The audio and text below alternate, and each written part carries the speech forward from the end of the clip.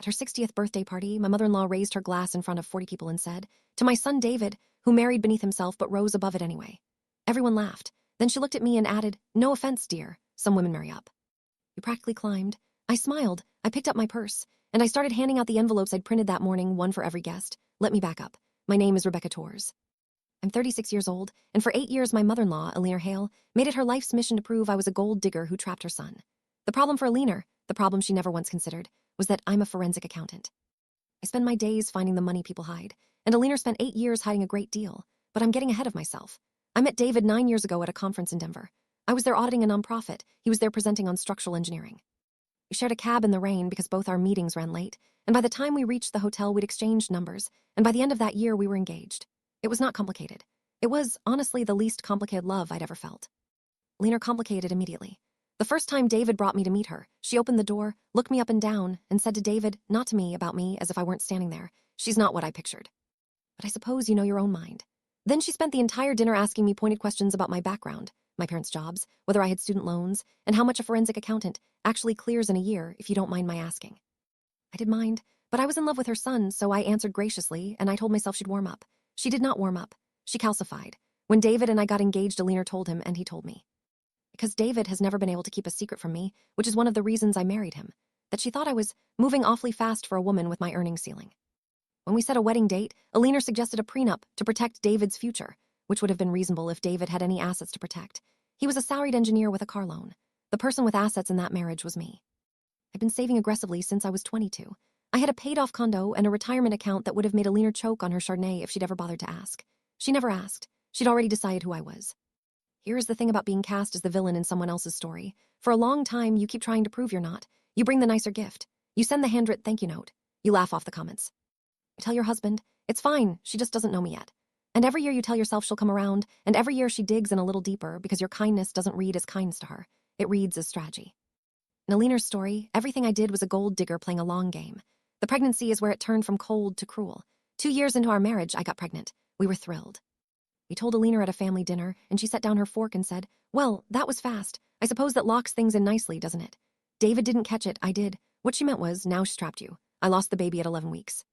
It was the worst month of my life. And in the middle of that grief, I learned that Alina had been telling David's extended family, his aunts, his cousins, his grandmother, that the pregnancy had never been real. That I had faked it to lock David down and then claimed a miscarriage when the marriage was secure. She actually said this, about a woman who had just lost a child. I found out at a cousin's wedding, when David's Aunt Pam approached me with a face full of sympathy that curdled in suspicion halfway through the conversation and said, "I heard the whole thing was well. I'm just glad you two worked it out." And I realized the entire family had been told I was a woman who faked a pregnancy. I went home that night and I did not cry. I want to be honest about that. I was past crying. Something in me went cold and clear and very, very organized. Because I had realized something about Alina that she had never realized about me. Alina lied. Constantly, reflexively, about small things and large things. And people who lie constantly are, in my professional experience, almost always hiding something that can be counted. So I started paying attention. Not confronting, paying attention. For 6 years. Let me tell you what I learned. Alina had, for as long as anyone could remember, positioned herself as the wealthy matriarch of the family. The successful one. She'd been widowed young. David's father died when David was 12. And the story was that she'd been left comfortable, that she'd managed the estate brilliantly, that she was the reason the family had nice things. She lent money to relatives with great ceremony. She paid for a niece's braces and never let the niece forget it. She held Christmas at her house and made sure everyone understood whose generosity they were enjoying. The truth, which took me years to fully assemble, was this. Alina was broke. Not just broke, she was insolvent in a way that was actively fraudulent. Here is what actually happened. When David's father died, he left a life insurance policy of $400,000 and the house paid off. Alina did not manage the estate brilliantly. She spent it. Slowly, then quickly. By the time I entered the picture, the house was mortgaged to the hilt. She'd taken out a reverse mortgage and 2 home equity lines. The loans she made to relatives with such ceremony were often made with money she borrowed. She was running, essentially, a decades-long performance of wealth financed by debt, and she was terrified, genuinely terrified, that someone would find out. That's what her hatred of me was really about. I understood it eventually. Alina didn't hate me because I was beneath her. Alina hated me because I was a forensic accountant who had married into her family, and on some animal level she knew I was the one person alive who could see through her. So she got ahead of it. She made me the liar. She made me the gold digger. Because if the family believed I was the fraud, they'd never look at hers. It was, I have to admit, a genuinely clever defense. It just had the misfortune of being aimed at exactly the wrong person. Now, I want to be clear about something, because this matters. I did not go looking for Alina's finances out of spite. I went looking because of David. 2 things happened in the same year that forced my hand. First, Alina started pressuring David to co-sign a loan. She framed it as helping her consolidate some things. David, who loved his mother and had no idea she was drowning, was ready to sign. I asked to see the paperwork first as his wife, and as an accountant that was reasonable, and Alina refused. Flatly, which told me everything. Second, and worse, Alina had begun subtly to move her strategy from insulting me to isolating David. She'd call him and cry. She'd tell him I was controlling his money, keeping him from his family, turning him against her. She was laying groundwork. I recognized it because I'd read the pattern in a dozen elder fraud cases. The relative who isolates the target so no one's watching when the money moves. Alina was trying to use my husband as a lifeboat, and she was trying to remove me from the room first. So I pulled the thread. Quietly, legally, using only public records and the documents David was entitled to as her son and potential co-signer. County property records, the reverse mortgage filing, which is public, the liens, the judgment from a landscaping company she'd stiffed. A pattern of borrowing from one relative to repay another, a Ponzi structure essentially run on family goodwill. I built a file. I'm good at building files. It's my whole job, and I sat on it for over a year because I didn't want to blow up the family. I genuinely didn't. I told David some of it enough that he didn't co-sign, which made Alina furious and made her escalate the Rebecca is controlling him campaign. But I kept the full picture to myself, hoping it would never need to come out. And came the 60th birthday party. Alina planned it as a coronation, 40 guests. A rented hall rented, I later confirmed, on a credit card she'd opened in David's name years earlier, a card he didn't know was still active. Speeches, a slideshow of Alina's accomplishments. And me, seated near the back, in the spot reserved for the daughter-in-law who married up by climbing. I almost let it go. I want you to know that. I sat there through the appetizers telling myself, just get through it, don't give her the satisfaction. And then Alina stood up, and she raised her glass, and she said the thing about David marrying beneath himself, and she looked right at me and said, some women marry up. You practically climbed.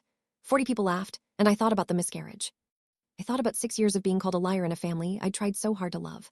I thought about her trying to use my husband as collateral for her own collapse, and I stood up, and I said, Alina, thank you. I've actually prepared something for your birthday, too. I think everyone should see it. I'd printed 40 envelopes that morning. I started handing them out. Alina has told many of you a story about me over the years, I said, my voice as steady as if I were presenting an audit because I was. That I trapped David, that I faked a pregnancy, that I'm after this family's money. I've never defended myself because I didn't think it was worth it.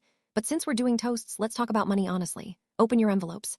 Inside each was a single page, a clean, simple summary, the kind I'd make for a court, the reverse mortgage. The 2 home equity lines, the total debt against a house everyone in that room believed was paid off and would someday be their inheritance. The credit card in David's name, the landscaping judgment, the dates the generous loans to relatives had been funded by other borrowed money. Alina is not the wealthy matriarch of this family, I said, into a silence you could have heard a pin drop through. Alina is nearly $600,000 in debt. The house you all think you're inheriting has negative equity. The braces, the loans, the Christmas generosity, a lot of it was financed with debt, some of it borrowed from one of you to pay back another. And this party, I gestured at the hall, is on a credit card she opened in her son's name without telling him. Aunt Pam, the same Aunt Pam who'd once looked at me with suspicion over the miscarriage, was staring at her page white-faced. Mom lent me $12,000 for my roof, she said slowly. She made me feel like a beggar for 2 years. That $12,000, I said gently, came from a home equity line she opened 3 weeks before she wrote you the check, page 2. Alina was on her feet now, shaking, and she did what she always did. She reached for the story that had worked for 8 years. She's lying. She's a forensic. She can make numbers say anything. This is what she does. She manipulates. I can't make county records say anything, I said. Everything in your hand is public, or it's David's own account he never knew was open. I didn't manipulate a single number. I just added them up. Which, Alina, is the one thing you spent 8 years making sure this family would never trust me enough to do. And then David stood up. He'd known some of it, enough not to co-sign. But he had not known about the credit card in his name, and he had not known the full number, and he had definitely not known about the fake pregnancy story, because I'd never had the heart to tell him his own mother had said that about the child we lost. Aunt Pam, God bless her, said it out loud in that moment. Alina, you told us she faked it. You told us at Danny's wedding, and I watched my husband's face change in a way I will never forget. David turned to his mother and said, very quietly, you told people Rebecca faked our baby. Alina had no story for that one. For the first time in 8 years, Alina Hale stood in a room full of people and had absolutely nothing to say. Here's how it ended, and this one, I'll admit, ended well, because Alina had built her whole life on a lie, and lies like that don't survive daylight. The family didn't rally to her. That was the thing she'd never counted on. She'd spent decades making everyone feel small with her fake generosity, and the second they understood it was fake, that she'd made them grovel for money she'd borrowed. The resentment that had been pooling for years came out all at once. The relatives she'd helped were the angriest of all. David closed the credit card in his name that week. When he saw the full extent of it, he insisted, over my objections actually, that we help her but on our terms. We brought in a real financial advisor. Forced the reverse mortgage into the open and put her on a strict budget she had no choice but to accept because the alternative was foreclosure, and she knew it. The matriarch who'd lorded her wealth over everyone now had her daughter-in-law, the forensic accountant, reviewing her monthly spending. I'd be lying if I said there wasn't justice in that. Alina never apologized to me. Women like Alina rarely do, but she stopped. The comments stopped, the stories stopped, the Rebecca is controlling him campaign stopped, because everyone now knew the truth, and there was no one left to tell the lie to. The last piece is the one that matters most to me. About a year later, I got pregnant again. This time the baby came, a daughter, healthy, loud, perfect. And when Alina came to the hospital, she stood in the doorway, and for once in her life, she didn't have a performance ready. She just looked at the baby and then at me and said, "I was wrong about you." 4 words, 8 years late. I let her hold the baby, not because she'd earned it, she hadn't. I let her because my daughter was going to grow up in this family, and I wanted her first lesson to be that the truth wins, and that you can be strong enough to tell it and still be gracious enough to hand someone a chair afterward. Lear spent 8 years telling everyone I was the fraud who married up by climbing. In the end, all I ever had to do was add up her own numbers and hand them out at a birthday party. Some women marry up. Some women just do the math.